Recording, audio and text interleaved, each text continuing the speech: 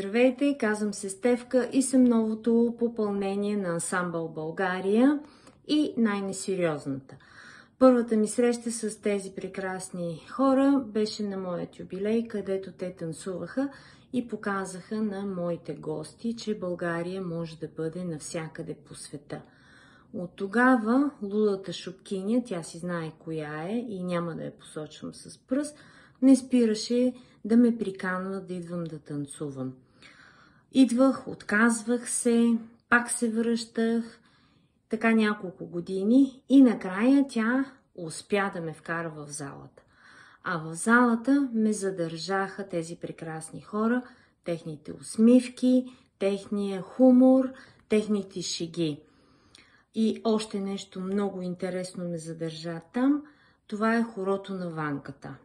Така го запомних и до ден днешен не му знам името. Не на Ванката, а на хорото. Благодаря ви, приятели, благодаря, госпожо, прегръщам ви всички.